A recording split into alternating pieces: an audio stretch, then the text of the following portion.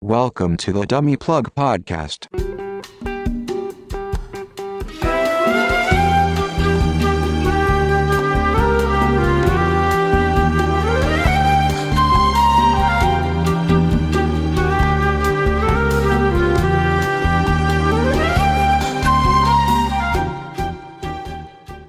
Hi, my name is actually Asuka, and you're listening to the Dummy Plug Podcast. Joining us this week, as always, is the lovely General Iowa. Wait, I'm lovely now? You're always lovely, General Aww. Iowa. And we missed you dearly at Ramencon, so you're especially lovely this time. Hardcore Hunter is here, or Hunter. Hunter's here. Joining us again is Chad. Hello. I'm here, and in the same geographical location as me, for the first time in forever, is Unit 2. So Unit 2 and I are running the same computer. Yay! Hooray! We now go live on location to wherever you two are. So to start this podcast off, wow, this is weird. I can't believe Gaynor does this all the time. So you guys were at Ramencon. Yeah, we're going to start this off with a little Ramencon rundown because Chad and Unit 2 were our cosplay stars at Ramencon. They were the stars of the show. Whatever. They were the stars of the show. You were too, even if you didn't win anything, you were too, Asuka. Oh, thank you. You are welcome. Stop. No, we were blown away by the level of talent in the costumes.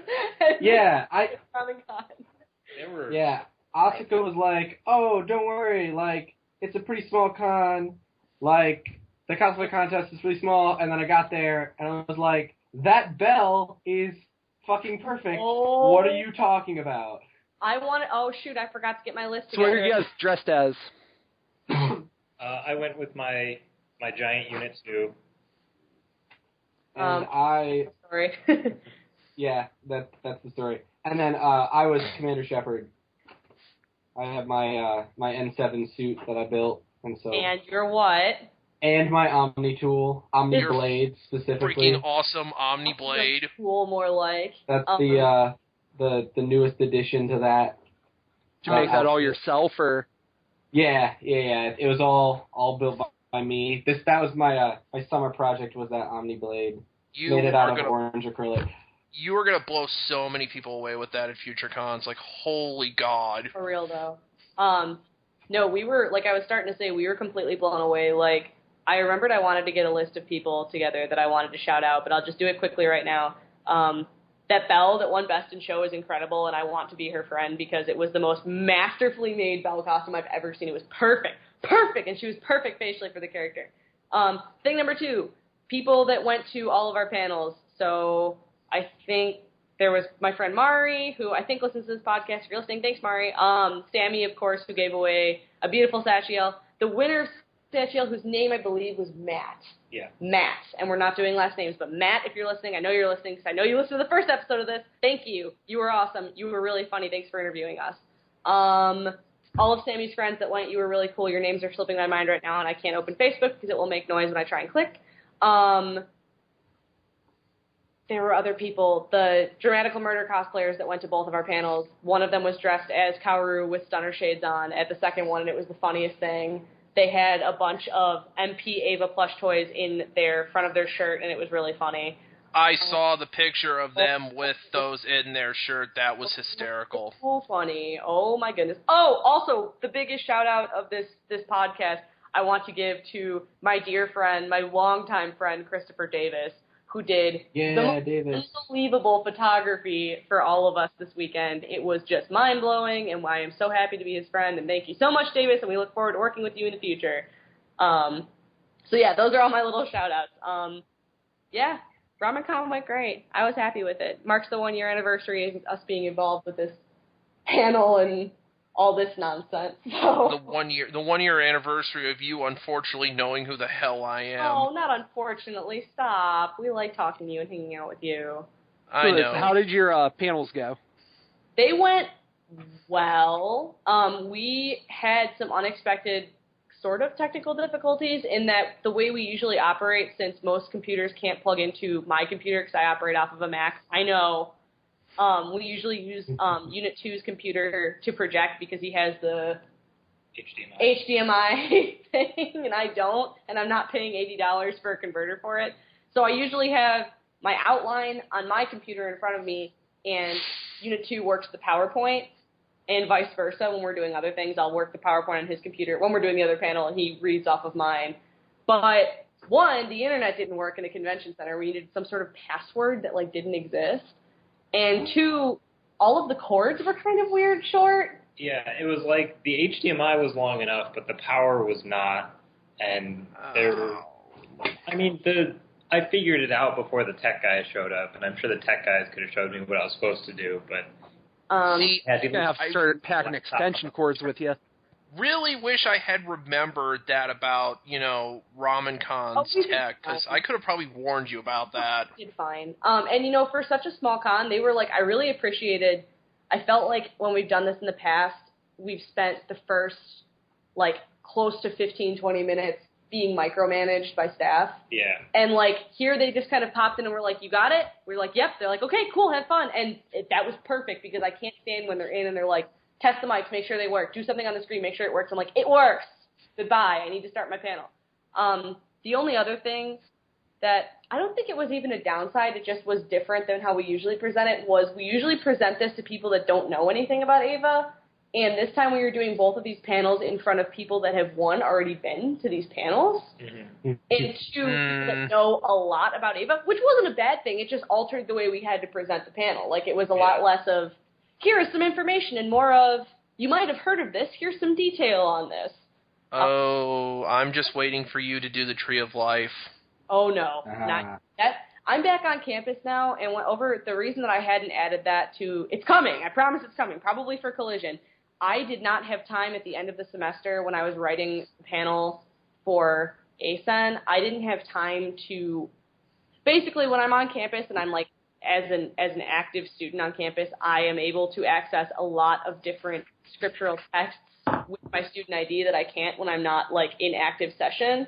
So I can get into the theology library now, and I can actually do, like, real, not Wikipedia research on this stuff.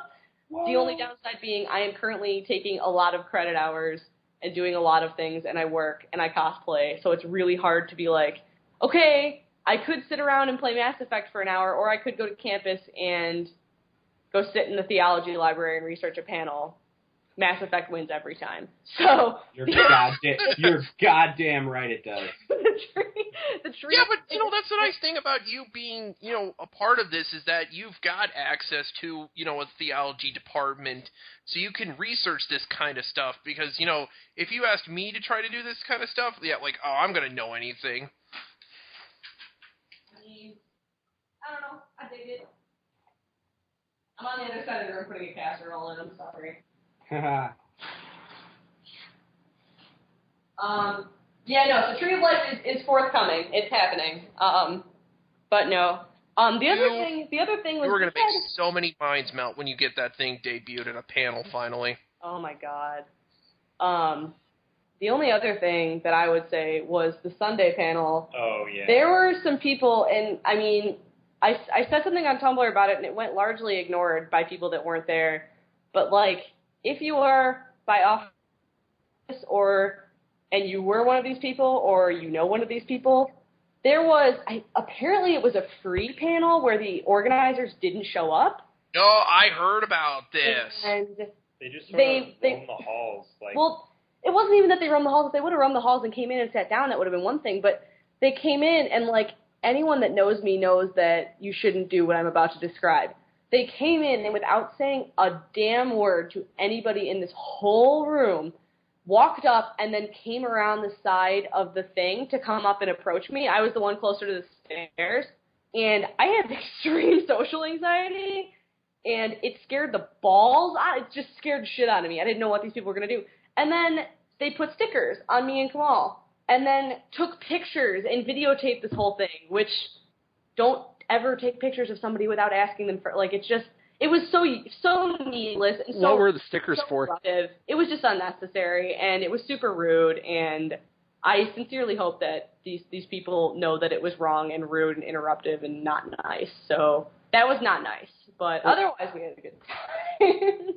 Was there like a reason for the stickers, or? No, they didn't say one damn word to us the whole time. Yeah, they didn't say any. I think there was something written on the stickers. I don't remember what it was. But they just walked up, put stickers on our faces, and walked out. And it was like, and now I'm really mad that I wasn't there, because if I had been there and they had tried this, yeah. Well, like, everybody in the room, and, like, especially Alex, who, shout out Alex, is the shit. Alex's Poison Ivy is really cute, and you should go on our Facebook page and look at it, because her Poison Ivy and her Bulma were super, super cute. And, like, I saw as they came around the table and Alex kind of realized what was going on, she got really uncomfortable because she knows that I would be really uncomfortable, and it made, I feel like if people had realized what was going on a little bit sooner, which no one could have, it was just a bunch of random...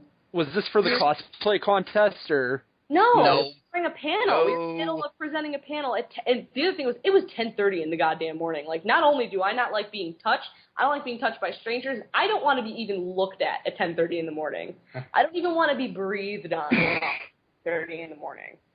And yet you went to my panel a year ago at 10 in the morning. Oh, that was really funny. Like, I woke up late for that. That was funny. You didn't miss much, you and the other 9 people that showed.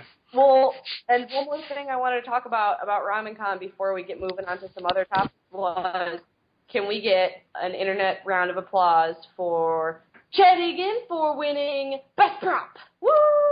Woo! Applause! I'd like to thank the Academy. I don't know why. He totally deserved Best Prop, and if you go to our Facebook page, facebook.com/rtheta, you can see videos that we found of Chad doing his walk-on, where he discovered that he can, like, without touching it, pop open the Ami blade. Oh, that was the coolest thing. Like, I was standing there just, like, waiting to go on stage, kind of, like, getting real nervous about, like, oh, God, what am I going to do? I'm not, like, an actor. I'm not really accustomed to like, stage presence. And I just was like, I wonder how I'm going to, like, make this thing open up. And I just, like, twisted my wrist a little bit, and it popped open, and I was like, I got this. And from then on, I was fine, because I was just like, the crowd is going to go nuts as soon as I do this, and so I'm good. Like, I had finished my walk. I was waiting backstage with poor Unit 2, who was half in his costume, just sitting back there blind by himself. And I sat back there with him, and I distinctly remember being backstage and seeing when Chad started walking up the steps, everyone was kind of politely clapping and cheering, and they got louder when they saw it was an N7. But I was sitting in the back like, yes, Chad, slay, Chad. And I remember as he went up the steps, Chad, you, like, smirked, and I was sitting in the back dying because you were trying so hard to, like, hard-ass shepherd, and I'm in the back like, get him, mama, slay. And it was great. Lord. No, it was a good time. Yeah, I wish I could have gone. I really do. Hold I on. miss hanging with you guys. Internet applause for Unit 2 for winning Judge's Choice. Yay!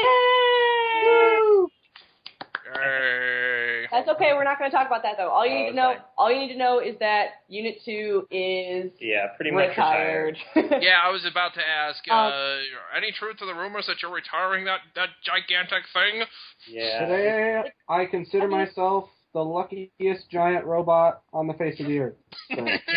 Unit Lou Gehrig. Okay. Oh no, that's so sad. Hey, he did it. I followed it up. Oh it's my true. God. I was gonna say it's partially the fact that this incident that happened that I don't really want to discuss, and I don't think I can discuss. I fell. He didn't fall all the way. It doesn't bear talking about because it was an unfortunate incident that I think everybody would like to move past. But what we kind of realized was without the proper training and, like, levels of practice time that college students do not possess, that costume is dangerous. It's dangerous. It's just dangerous. And we're not saying it's out forever. The other problem is that our current convention schedule doesn't allow it to be competed for a while. Yeah, that's the other thing, is that the next time we could compete with it would be ACEN 2016. Because Collision will not allow us to compete with it because it won a prize at Anime Midwest, and now it's won a prize at Ramencon. Yeah. So it can't be taken out at Chad, you can't take the N7 out at Collision then. So I mean, I'll take it out. I just well, won't you repeat can't it. keep it. And I'll stand in the hallway, and everyone will be like, where was that really good shepherd that we saw? See, this is great. why the idea I've been discussing with you three makes total sense for that con then. And then we're not going to ASEN this year or this coming year, because we all graduate. Woo! But we are the other cons we're going to. I feel like almost Unit 2. I don't want to say a stressor. It just makes the logistics of going to conventions that much harder because we all have. I mean, Alex and I both have huge bags of stuff because we cosplay with, like, costumes, not, like, big technical stuff. So, like, we have huge suitcases full of stuff, and it makes it that much harder to just kind of figure out how we're going to get to and store. And it made the hotel room really crowded. Yeah, it's too much, and it was fun, but now I'm on to working on other things. Working on things that are more comfortable. Have you guys thought about coming to AI? It's been on my mind. I mean, we're basically right now, I know what cons I'm doing through the end of senior year, but where we're going, like, Unit 2 and I, he's looking at the casserole that's been in there for about 10 minutes. It needs a half hour. Half hour. Stop drooling, you want a tool. We're both hungry, but we don't know where we'll be in the country. So I will say yes, assuming we'll be in the Midwest. I would love to go to AI. I've heard nothing but good things about it. I would have no problem with it. And I would love to go see, like, your home convention, because going back to ASEN was a dream come true. If you like parties, we've got a kick-ass party on Saturday night. And that's the other thing about it, too, is that because Unit 2 is so exhausting to haul everywhere, by Saturday night everyone's like, rave! And everybody is like, no! Like, oh, no, I don't even mean rave second, outdoor party first.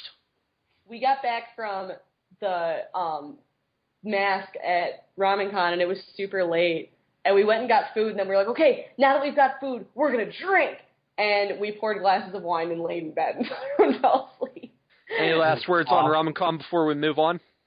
Yeah, we should probably move on. Yeah, it was awesome. I really enjoyed seeing everyone. If you're listening to this and you were at any of our panels, I am so happy you came. I'm really looking forward to being friends with everybody. And if you joined the forums, you're even awesomer. Thanks so much. Yeah. Really cool.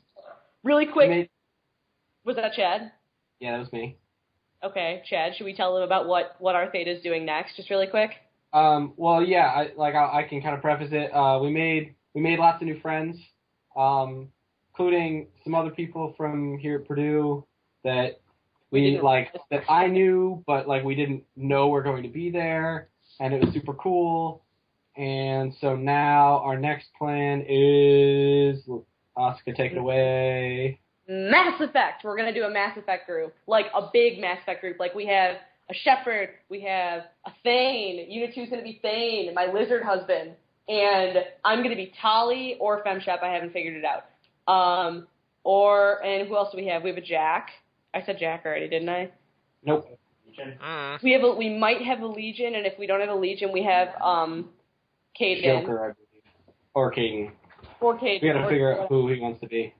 And I am sitting here, like, as we speak, I am actively putting together one of Garrus's feet.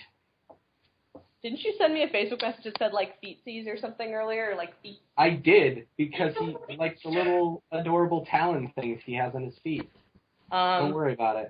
Yeah, so that's everything about Ramencon. Moving along, our second topic for the evening that we came up with mostly the inspiration for it came from me and Chad having Mass Effect headcanon night on Twitter, which got, like, wildly out of hand and has turned into, like, headcanon week over text. It's beautiful. But I have had discussions with Unit 2 about this. Like, I love the idea of headcanon because it allows you to expand within a finite universe. And I have a lot of feelings about headcanons with Ava. I don't know if anybody else does. Kamala's getting M&Ms. I think a lot of Ava is headcanon. Yeah, like, no kidding. Well, for instance, one of mine, and, like, I know that it's not canon, it's definitely a headcanon because in canon she looks a certain way, but my headcanon, and I think I told you too about this one, like, the idea that Asuka is threatened by the Japanese women in the show because, like, Asuka's isn't she 3/4 German? She's 3/4 German, 1/4 Japanese. In the show, she's half and half, I believe. Oh. Yeah. Well, still, being half anything other than Japanese will make her be built a different way than Japanese women are built. And this headcanon that Asuka is built like, not like brawny, but she's just built like a brick shithouse. Like, she could like crush someone's head between her thighs. And that this different body type and this different proportion is like what makes her simultaneously feel like she is so adult, like she might have filled out a little bit early because that's how European genetics are. Also, that she would be threatened by Rey because Rey is a more traditional female body standard. Like, she's lithe and long and very thin. And I picture Asuka being just a little bit more kind of like stocky, almost like big boned, kind of not muscular, big boned and muscular, like heavy framed and muscular. And I picture her being a little bit. It's like in the episode whenever Asuka's wearing her bikini, she's got like pretty broad shoulders. Not even broad shoulders, but just like cut calves. Like you would not fuck with this person if you saw her from across the room. And I think this came also from when she's got like the hourglass, but she's built. Well, no, but like when Unit 2 told me about the scene in the manga where she's introduced by beating the living out of people. Like, oh yeah, the arcade in the manga. But oh my god, best basically ever. In the manga, Asuka's introduced by, she's playing an arcade game and some thugs come and try to rob her? I think they were hitting on her and they wouldn't take no for an answer or something like that. Small credit. Yeah, Shinji and like the male gang like accidentally bump into them or something. No, okay. The Three Stooges go to the arcade.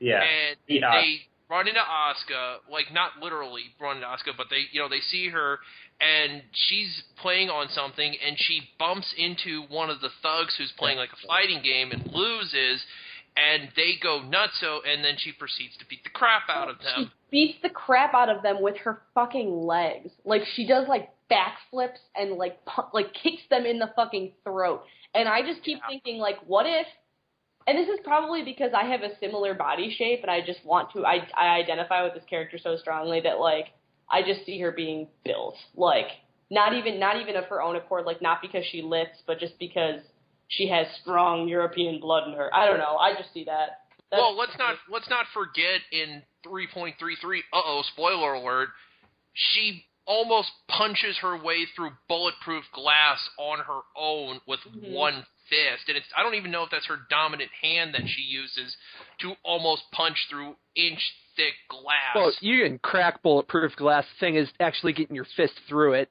Yeah. I mean, she got real close. I like to believe that in a world where this is an anime and every single female character isn't animated like a lamp pole, to put it as Yahtzee of Zero Punctuation does, a lamppost with 2 watermelons stapled to it, in a world where that isn't true. And granted, they've been very good about this with the rebuilds, especially. I mean, Mari, of course, but like they don't. There's no gratuitous like boob physics. But in a world where there wasn't that stylized, super long, skinny Gainax people, I feel like Asuka would probably be a little bit shorter and a little bit stockier, just because I like that idea. Anybody else with headcanons? Go! Wow. No, I have one. I'm just thinking about that stuff for right now. In the manga, is she a captain, or is that just in Rebuild? Asuka. You two's read the manga. I have not. I read it, but I read it like years ago. Misato? No, Asuka. Because I remember them saying she's a captain in Rebuild, but I don't remember she was a captain in the manga. Like in the military? Yes. Yeah. I don't remember ever hearing that. I thought in the show she was just a super genius. Like, well, no, in the show, they don't say anything about her rank, but in Rebuild, they say she's a captain because she's ranked in the military, because they said she outranks Shinji. Oh. Of course she does. My God. Yeah, I don't remember that. Why? Did you have something going off of that? I almost want to say that he's right, like, I don't know why, but I really believe that he's correct in saying that she is a captain, but hold on. I'm gonna look this up quickly. The thing is, Misato gets promoted to major, so she still outranks Asuka. But for a while, I think her and Asuka and Misato might have been the same rank. Man, They were both captain. I would hope that Misato outranked Asuka. Things would get extremely strange during battles. That'd be really funny. Yeah. It's like, Asuka, I want you to do this.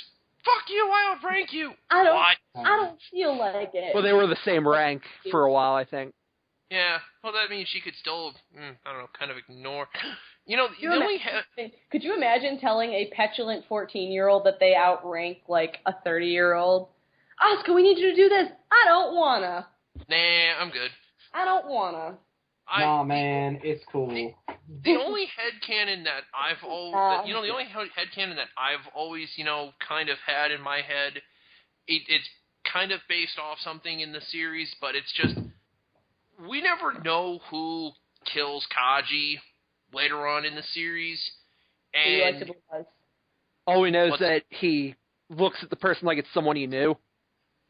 I've always kind of thought it was Misato. I've always thought it was Misato. Wait. Because it's like, okay, so follow me for a quick second. So, oh my God. She gets locked up when Kaji kidnaps Fuyutsuki, and then when Fuyutsuki gets released, the intelligence service or security, whoever it is, gives her back her gun and says that a solution to the problem has been found. Well, said solution could have been, you have to go kill him. Well, there were... I'll let you finish.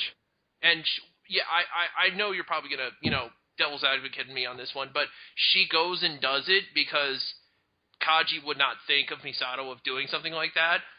And then she gets home and hears that voicemail and just breaks down. Yeah. So...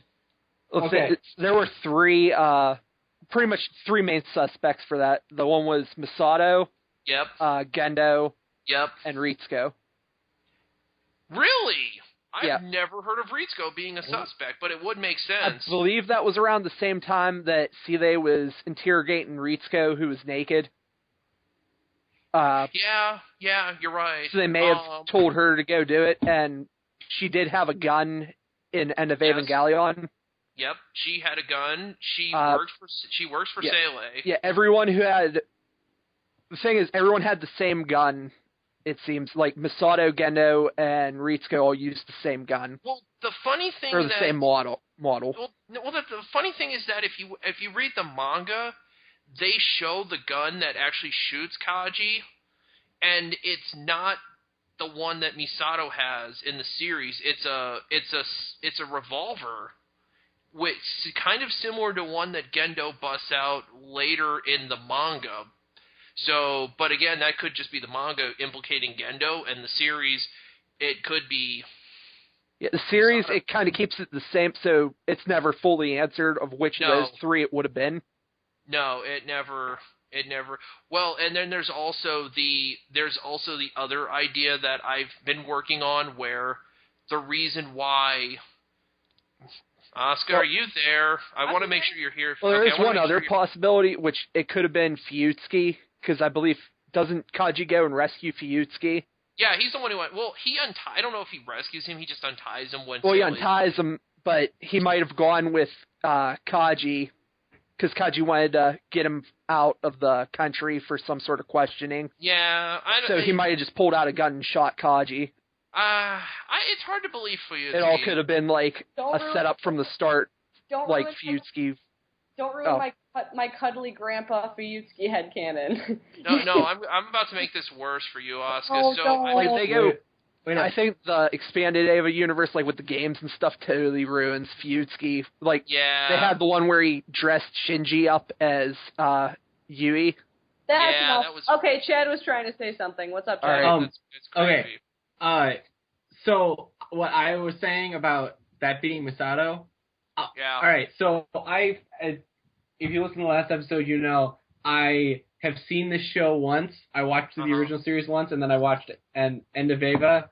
And after one watch through, you understand very little. But one of the things that I thought I absolutely understood was clear was that it was Misato that killed Kaji. Like I didn't think that was like a big mystery. I thought based on her reaction, like that she gets home, hears that voicemail, and immediately breaks down, like that it was clearly her. Because I remember that scene of them giving her the gun and being like, the solution's been found. Like I remember that scene. And then I remember seeing Kaji get shot, and then I remember seeing her crying out about the voicemail. And I mean, as far as Ava goes, that is about as clear cut of an explanation as you could possibly dream. Like, we're sitting here like my headcanon. Well, my headcanon, and Chad's like, this is the only concrete fact that I gleaned from this whole goddamn show. It's kind of true. And Misato stops drinking alcohol, too, after, Kaji dies. And then, see, for me, as soon as you said it, I thought back to her, when she listens to the voicemail, which, like, my first thought was, Kaji must know he's going to be killed, but when he leaves her the voicemail, he doesn't know it's her yet. And then she listens to it, and he's entrusting her with the melons.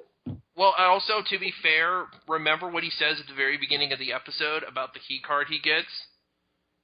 What? I don't remember. It's red, the color of blood. Yeah.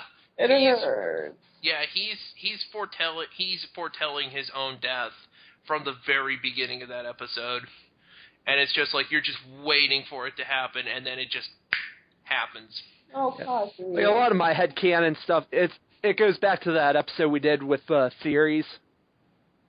Oh yeah, like the theory I have that Misato and Kaji had a kid in the 14 years between 2 and 3, and the reason why Misato is such a cold, calculating person is because one like Sele or Nerve has got her child, a la the Patriots with Sonny Gerlukovich.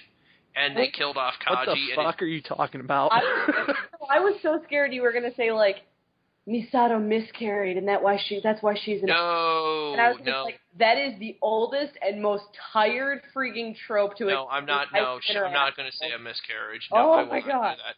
No, I like that. No. I like things that make Sele seem as sinister as it is, because I feel like in the original series, it takes a couple watches to realize how fucked Sele is. Like my old series was like with Yui being more like manipulative than Gendo was, and then like Gendo is actually Keel is actually Gendo. So much.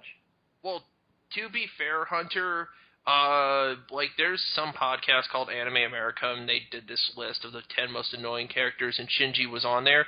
Yeah. And I had thought back to what you had said about Yui being the one who would kind of put everything into motion.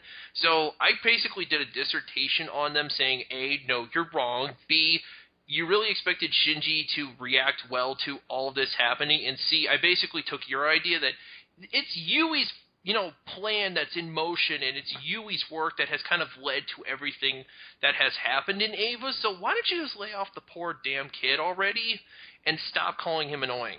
Protect Shinji at all costs. I must give you credit where credit is due. Just starting like a whole revolution with that. Yeah, because... A revolution of Evangelion. We don't have enough revolutions. A revolution of Evangelion. .org. As soon as I said, would you call it a... Unit 2 is sitting next to me at his computer and just starts going, no. Yo, dog, I heard you like revolution, so I put a revolution in your revolution so you can revolutionize while you revolutionize. Oh, yeah, but it always just seemed to me that the whole thing, like, whenever you look at it as Yui just being, like, a manipulative person, it all really fits. Well, she friggin' says in public, oh yeah, I'm working for Sele. Like, what? You don't friggin' tell people that you're working for... And the thing is, for... like, she lets it slip on purpose because it's helping her plan because she needs Gendo to have the baby. Exactly.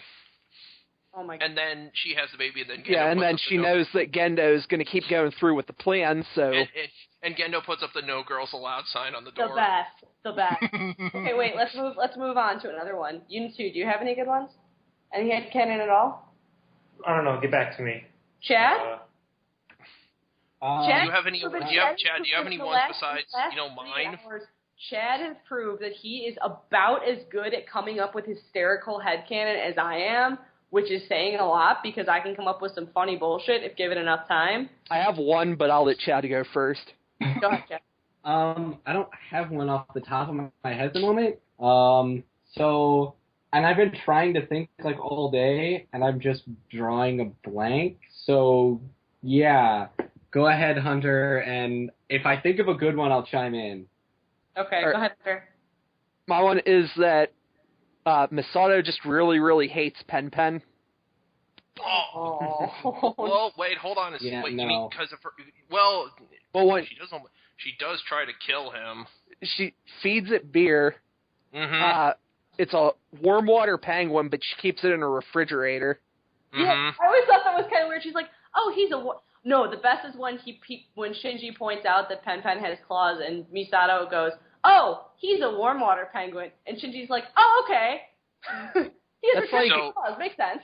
He lives in a fridge. He drinks beer. She feeds him the worst cooking ever.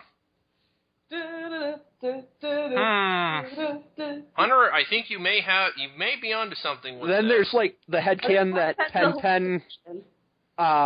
that Pen Pen's an angel. that they found Pen Pen's the 19th angel. That they found with Misato once ever the Arctic blew up. 2000. What if Pen Pen is her father's soul, but like in a penguin? What if Kaji is her father, but kept young through the light of Adam? But he's dad. Oh wait, that's an actual plausible theory based on the manga. What is? Gendo Gendo's everybody's dad. Oh. That's not even headcanon, that's actual fan theory. Yeah, if you count like the creator of the series a fan. I don't know. I could see Ano as a fan because he keeps remaking this stupid thing over and over again and making us give him more of his money. I think Ano just likes money. No. Yeah, he does. He just keeps writing fanfic. Ano is the same kind of fan that, like, I am, in that, like, I will be doing stuff for this panel and I will sit at my desk and say out loud to no one in particular, oh my god, fuck this anime. Oh my god. Yeah, I've said that on multiple occasions too. It's like, you know, I love this show, but I really wish I had not invested 15 years of my time into this damn thing. I've wasted half my freaking life with this show. We get like just breakdown in this podcast. I could be a normal, well-adjusted adult by now. We have 20 minutes a massive remaining. existential crisis. All right. All right. I guess we'll move on to the next topic. Sure. Oh, Hunter no, I had two. This topic, and I think it's really cool. So take it away, Hunter. All right. I was saying, how do you guys think Evangelion influenced other animes, TV, and film? Joke answer, everything's a ripoff. The plural is anime. Animes. Again, the joke answer is everything is a ripoff of Evangelion. My A-Nimes and my mangoes. My mongos. My Evangelions. Evangelies. Your My Avons. Oh my god. Mom Evas. That's what I hear when like I got him that Evangelion. When I say something in a panel like Shinji's gay, please get over it, or Shinji's queer, please get over it, and people roll their eyes, all I can hear is like in like a Redditor voice, like, but my Evas, my Evas, my Shinji. All right. Okay. So topic.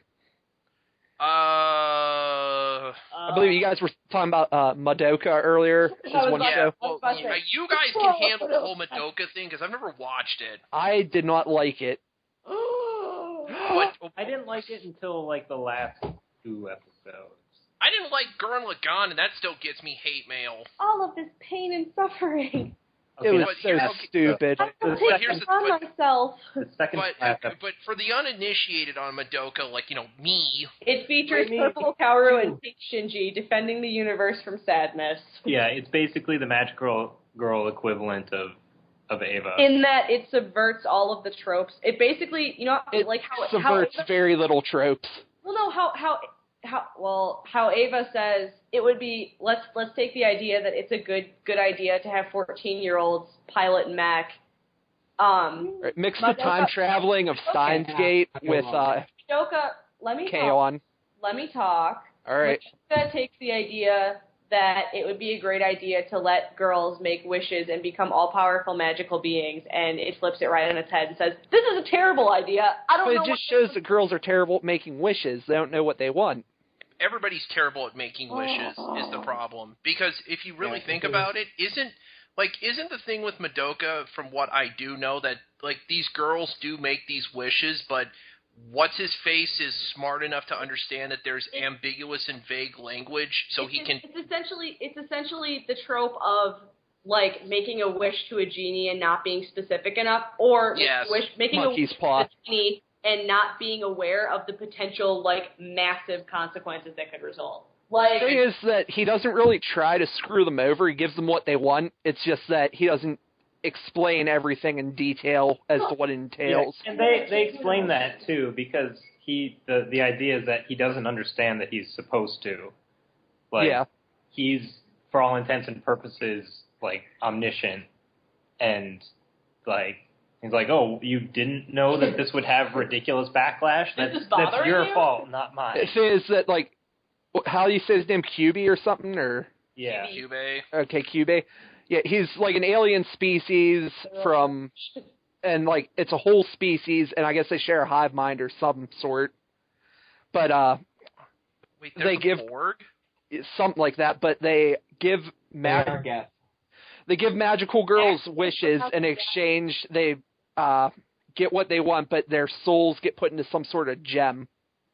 And I guess that freaks out the girls for some reason. It's a bit of a spoiler, by the way. Yeah, this is like... Whoa. Let me just back up and really quick. Huge spoiler alert for the end of Madoka. If you haven't seen this show, turn off the podcast. Thanks for listening. Tune in 2 weeks from now when we talk about some other bullshit. Bye. Have a nice day. I've got to rewatch this now. I had to explain that to explain that he's not really doing anything to screw them over, except for their soul gems, I guess, constantly get polluted, so they have to kill witches. But it turns out the witches are actually magical girls that didn't clean their soul gems. This still makes more sense than Star Driver. That's the biggest problem. God. The thing is, like, up until probably the last 5 episodes, it's very, like, K-On!-esque, fun things are fun kind of thing. Other than one girl gets killed. I'd say, the third episode when the yellow one gets her head bitten off. I don't know any of their names. They're just colors. Yellow, pocky, horny. Wait, hold on. So purple. She gets gendoed from End of Ava.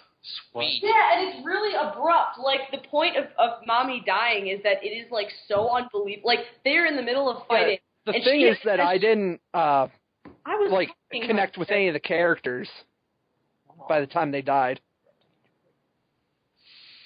Basically, Mommy is in the middle of a fight, and it appears that she's won it, and she turns around to do, like magical girls do, tell her friends not to be afraid, and this thing regenerates and bites her head the fuck off in front of a couple of other people. Wait.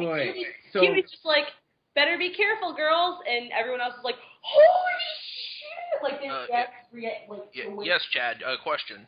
So she gets Deep Blue Sea? She's Samuel L. Jackson from Deep Blue Sea, is what you're telling me?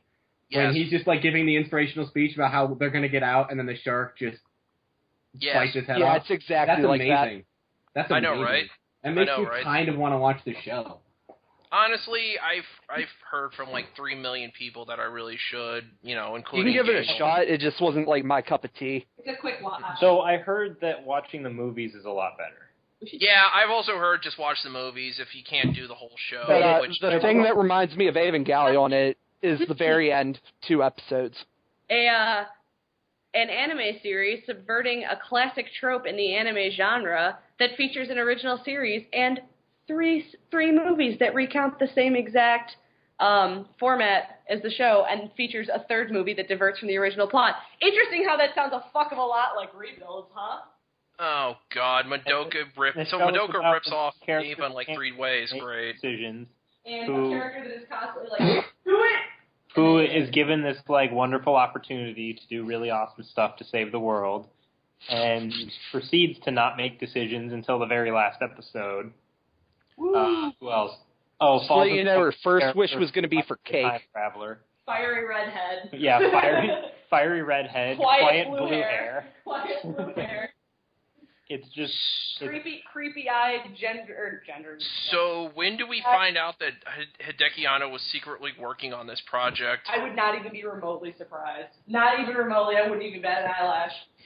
No, I wouldn't either. As for some other shows, I was gonna say there was Baka to Test did an episode that pretty much mirrored the Kaoru episode of Evangelion. Like they even did. It was very I guess parody. I have been avoiding watching Baka no Test because that looks an awful lot like a boob anime from what Netflix is telling me, so... there's only one character with boobs in it, the other one's flat, and the other one's a guy. What's the plot? Just the kids are really fucking dumb, and they have... they have a class system where the dumb kids are in class F, I believe, and the smart ones are in Class A, but you can battle each other to get the other class's stuff. So it's them using these, school avatars that look like them to fight each other. So it does that, and it's like a bunch of comedy stuff.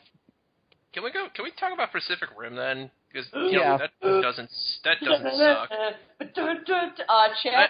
Chad and Kamal are confirmed drift compatible, so... What up? Yeah. Again, I haven't watched Pacific Rim either because I'm lazy. I just wanted to give Unit 2 a 2 hands up high five and at me. Oops. Yeah, I'm not drift compatible with Asuka. I was gonna say Asuka's real name. I don't know if we're doing that. Whatever. Great. We're not drift compatible. Great. Unit 2 is not compatible with Asuka. This is the worst thing ever. How are you going to fight the Angelus? God. Going back to things that influence Ava. Oh, well, there's Pac Rim, which is kind of a love story to Giant. But I was just going to say in general that it kind of it was one of the first ones to sort of take the whole realism thing with realistic responses to catastrophic events. And what was the name of that show again? Oh, I'm talking about Ava. I believe it's called Neon Genesis Evangelion. I thought you were talking about something else. I believe it's pronounced Neon Genesis Evangelion. Thank you very much. Shinshiki no Evangelion? Sure, why not? Hold on. Something that I've watched that if I was going to say is would either be an homage or a blatant rip-off of Ava. Well, see, that's the thing, though. It's like, we have plenty of properties that are really, really deep homages or rip-offs of Ava. But what I've always found more interesting is, when you watch a property and you find that something has been snuck in to, give you the idea that maybe they've watched Ava. And the best example of this, which I've only found out about recently, is if you watch Animaniacs and you get to Pinky and the Brain, there appears to be a Sele logo on the chalkboard behind Pinky and the Brain in a shot. I am not kidding you. No less than 3 people during the duration of Ramencon showed me that picture. Exactly. And to anyone listening, it's not hard to find this. Just type in Pinky and the Brain Evangelion in your search bar, and it will be one of the very first things. And I like the one that has the shot with the logo circled, and then you see Lilith's face below, and then you see the group shot of the Ava characters, and then you see the group shot of the Animaniacs characters. It's whoa, dude. The thing is that Animaniacs, that was made in 96 and 97. Started in 93, ended in 98. Ava started in 95, ended in 96. Yeah, but I mean, whenever they started adding the Lilith mask or whatever. I don't know when they started adding it, but if it got put in after, Ava, then yeah, that would be like really mind blowing. And with it was Spielberg, so I would not put it past him to do something like that. There's another really good one in if you ever watched the Justice League animated series, there's absolutely just blatantly an Ava in that show. It like Lex Luthor builds a giant robot, and it's clearly just like probably Unit 1, maybe Unit 2, but it's like Unit 1 colors reversed, so it's mostly teal with a little purple. It's like I've shown Unit 2. I know what you're talking about. Yeah. I know exactly what you're talking about. Oh my god, I never thought of it that way. It's one of those weird episodes that's like, at least on Netflix, it's like out of order. Because you're like, wait, what's Lex Luthor doing here in that suit thing? And then it's explained later. But yeah, it's a giant robot he's using to like destroy the city, and it's clearly just an Ava. From what I remember, the Christmas episode of Invader Zim had a bunch of Ava references in it. Sounds like something I need to watch immediately. I know this is gonna be really weird, but if any of you know like Achievement Hunters, they do like, a ton of Let's Plays, and they did WWE 2K13, I think it was, and someone made a character, like a custom character that reminded Ryan of Ava Unit 1, because he clearly states, is that an Evangelion unit? And he's like apparently like a big anime person because he like watches DBZ and Naruto and all that. So he knows what Ava is. So it's like I heard him say that and I was like, oh my god, Ryan knows what Evangelion is. He's like my most favorite person ever. Along with people who like Ava and then put it in media, Robin Williams' movie 1 Hour Photo. Yes. There's a scene where like a kid picks up a. Was it Unit 1 or was it an MP? It was an MP unit. It's an MP. And he called it Evangelion. Oh, Neon Genesis Evangelion. And he's like just saying all this wrong stuff about it. And it's so funny because like that's his toy. Like he put it on the set and like started trolling all the Ava fans, like saying all this. I just would have liked to have thought that he like was trying to get that kid to say it right for hours, and the kid couldn't do it. So then after a while, he's just like, "Screw it, it's Evangelion." If anybody that is listening to this and is tech savvy wants to create for me a text tone of Robin Williams in 1 Hour Photo saying, "Oh, Neon Genesis Evangelion," I would be so excited. Please do it. I have to find this again, but there's this great audio clip of a couple of British autosports hosts trying to pronounce Evangelion and failing absolutely miserably at it. I have to find this and share it with you guys, because you're just going to love how bad they get it. Like, oh, sweet Jesus, they're not even in the ballpark with their pronunciation of it. All right. Oh, well, that was Lord. cool. Yeah, so we're approaching that time of the night, ladies and gents. Ladies, gents, everybody. Everybody. Sorry,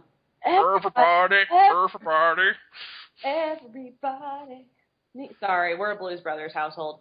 As long as it's not Blues Brothers 2000, we're good. I'm sorry. Did you mean? No, I meant. Way to pronounce a farting noise. Yeah, no, thanks so much for tuning in. That's about all we got for you this week. We like to try and keep these around our time limit, especially because I don't want Gaynor to get mad at us for going over time when he's not here. We missed Gaynor this week, though. Shout out to Gaynor when you're listening. You're going to listen to this. Shout out to Gaynor. I hope everything that you're doing is fun, and we miss you, and we can't wait to have you back next time. But thanks so much for, tuning in and subscribing and supporting us and going on the website and all that junk. We really enjoy it. So, yeah. Is it too early to start plugging for January? Probably not. I was actually going to talk about it. We are presenting, when permitting, we will be presenting both of our panels at Collision Con, which is January 2nd through the 4th at the Hyatt Regency in O'Hare. So if you're interested, please come out and see us. We would love to see you. We'll be there if you'd like to hang out. It's really far in advance, so don't text me now because I'll forget. But if you do want to hang out or say hello or anything, please. We love friends. We really love. And I'm bringing my panel back to the Midwest as well again, thankfully. So it's been too long since I've done it. So yeah, and this time with special surprise. Revolution of Ava will be at Collision as well. Yes. Say more things. I can't remember what they were. Please feel free to send us topic ideas through the forums or through email or through Facebook or through Twitter or through Passenger Pigeon or Smoke Signals. However you can get them to us, please send them because I like smoke signals. Smoke signals are preferred. But please no heavy objects. Please no. Please. Please don't take this as an endorsement to try anytime smoke signals. Don't do that. But yeah, please send us things. We really like to hear from you guys and we like to talk to you guys. That's what these forums are all about. That's why we do this. A quick thing to any first-time listeners, thank you so much. Thank you for anyone that's listening because of Ramencon and anyone that's listening for the first time and doesn't really know Unit 2 and Chad and I. We have a cosplay page if you're more interested in that, not really interested in the Ava thing. It's facebook.com/rtheta. I will find a way to put it on the page when we post this. That's all I got. So I think it'd be kind of funny if somebody's listening all the way through this and they don't like Ava. Seems like a bit of a waste of an hour of their time, isn't it? I don't know what people are doing. I don't know. This is the thing.